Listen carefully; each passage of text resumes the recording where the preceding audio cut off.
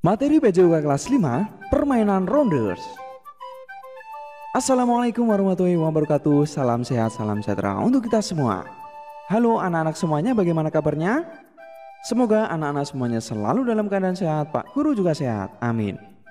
Baik anak-anak, senang sekali hari ini kita bisa berjumpa kembali ya di pembelajaran PJOK.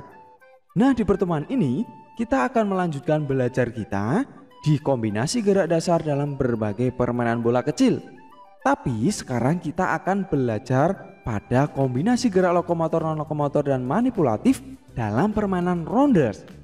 Nah anak-anak, tentu ini materi yang baru ya. Kemarin anak-anak telah belajar materi permainan kasti. Sekarang kita lanjutkan dengan rounders. Nah, bagaimana kira-kira materi rounders ini? Sabar dulu, mari kita mulai dengan doa dulu ya, agar belajar kita dapat berjalan lancar dan diberi bermanfaat. Berdoa, mulai. Selesai. Nah anak-anak sekalian, Pak Guru juga ingatkan agar anak-anak dapat terus mengikuti pembelajaran di Pak Guru dengan cara memencet tombol subscribe dan tombol loncengnya. Nah itu anak-anak, dan berikutnya anak-anak tentang permainan rounders ini ada beberapa hal yang harus Pak Guru sampaikan dulu dan perlu anak-anak ketahui. Dimana pada pertemuan sebelumnya kamu telah belajar tentang bagaimana bermain kasti. Betul tidak? Masih ingat tidak? Bagus, terdapat berbagai kombinasi gerakan yang dapat kamu lakukan pada saat bermain kasti. Apa saja gerakannya, masih ingat? Bagus sekali, coba yang masih ingat silahkan dijawab di kolom komentar ya.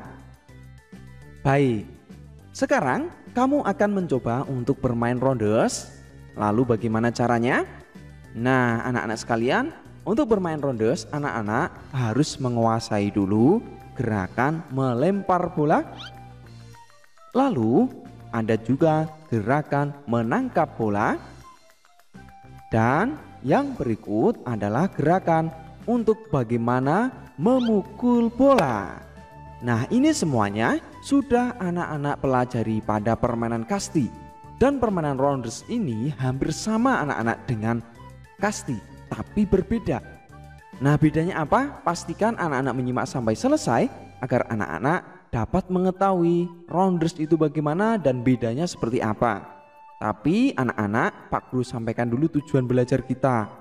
Pertama, setelah anak-anak menyimak video ini, diharapkan nanti anak-anak dapat mengetahui kombinasi gerak non-lokomotor dan manipulatif saat melempar bola.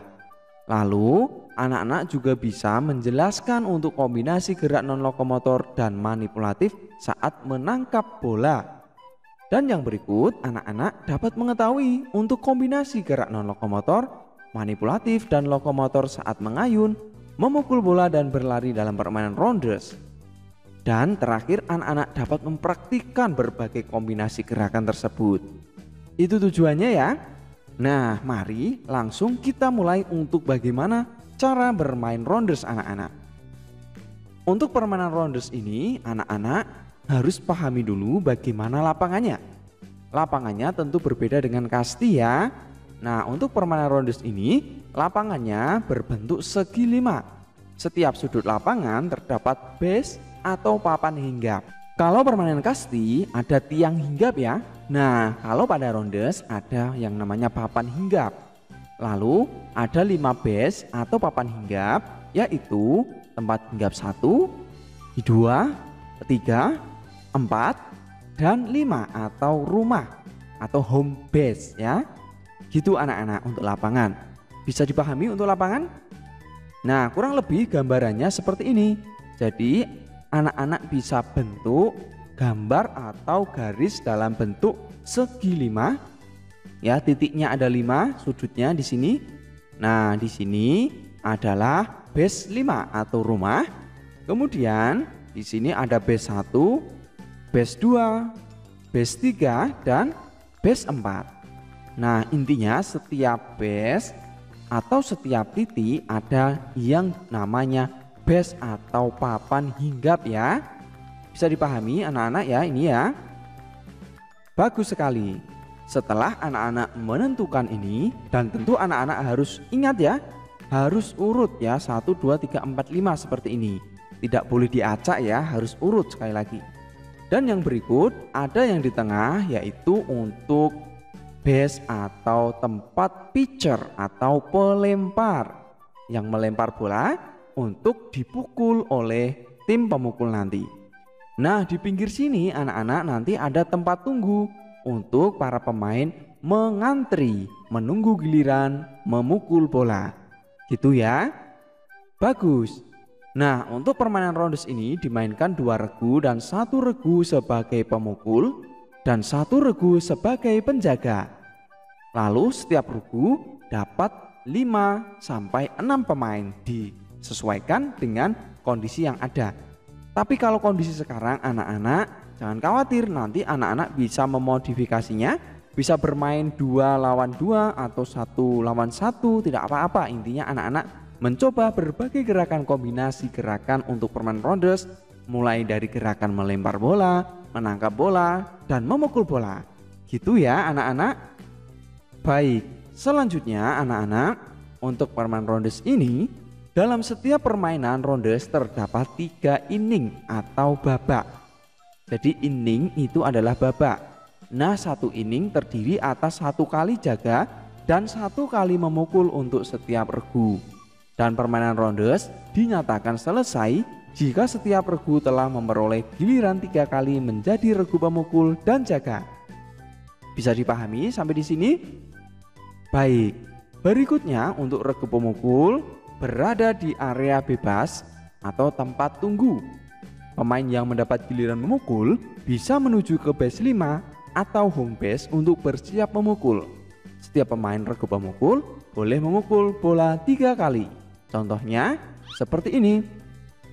Nah, di sini ada 6 pemain untuk tim pemukul. Nah, lalu 1 anak berdiri di sini untuk bersiap memukul bola. Bisa dipahami ya? Dan yang lain menunggu di ruang tunggu atau tempat tunggu di sini.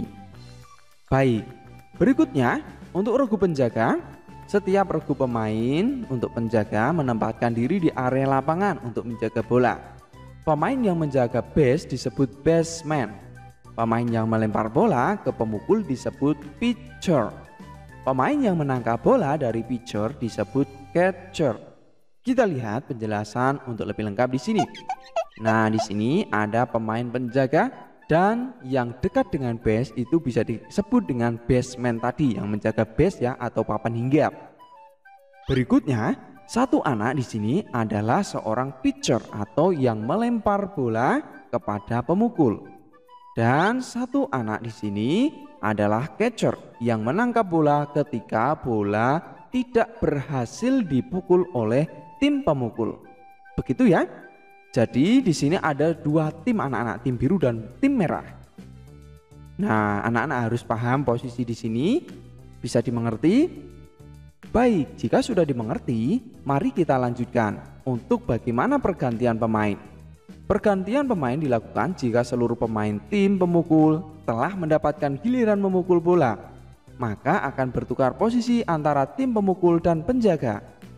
Jika pemain pemukul terkena bola, maka pemain tersebut keluar dari lapangan, kemudian dilanjutkan pemain pemukul berikutnya tanpa ada pertukaran posisi antara tim pemukul dan penjaga.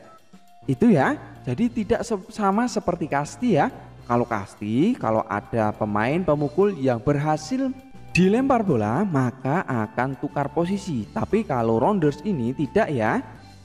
Dengan kata lain tetap dilanjutkan untuk pemukul berikutnya. Kita lihat berikut ini untuk nilai sekarang.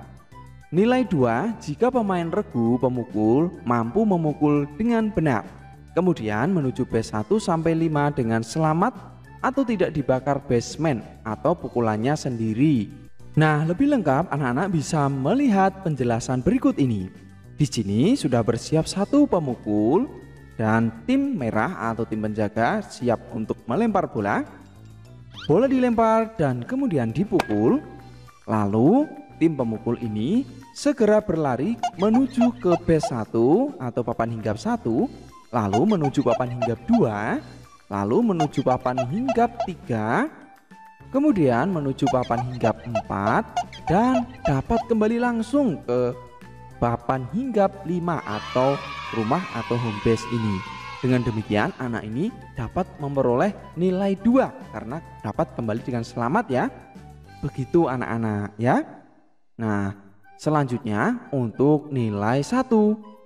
Jika pemain dari regu pemukul mampu memukul benar, tetapi di salah satu base pemain tersebut berhenti dan menunggu pemukul lain melakukan pukulan sah untuk melanjutkan ke base 5. Nah, lihat contoh kembali di sini.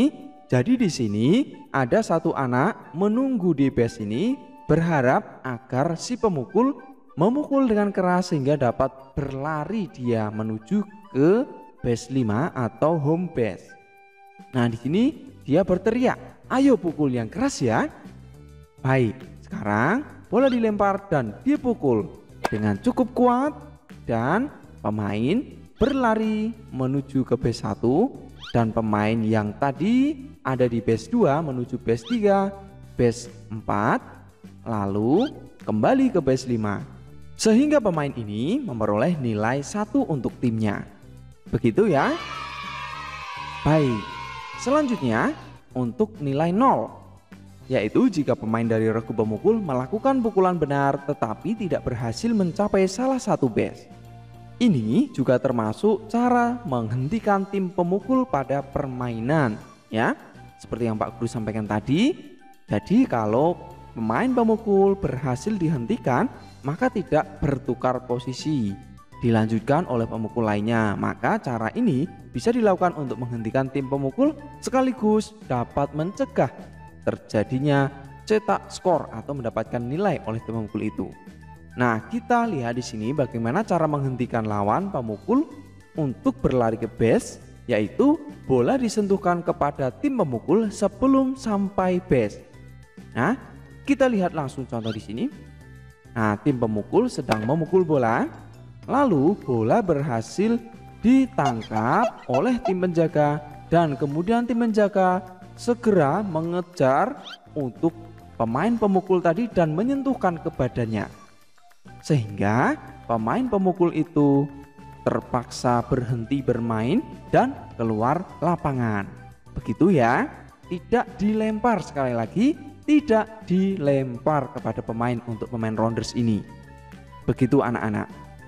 Nah, berikutnya adalah dengan base dibakar dengan cara penjaga menginjak base sambil memegang bola.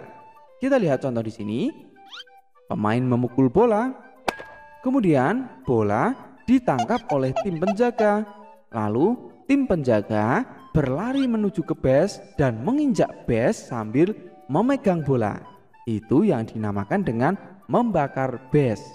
Sehingga pemain pemukul ini juga terpaksa harus berhenti karena tidak bisa menuju base dan harus keluar. Jadi tim penjaga yang bisa menginjak base atau membakar ini yang memegang bola ya. Bisa dipahami? Bagus sekali. Selanjutnya adalah nilai 1 anak-anak. Nilai 1 jika pemain regu penjaga mampu menangkap bola pukulan pemain regu pemukul. Kita lihat contoh di sini. Jadi bola dilempar dan dipukul, kemudian berhasil ditangkap langsung oleh tim penjaga. Itu tim penjaga memperoleh nilai 1 juga ya. Bisa dipahami? Baik.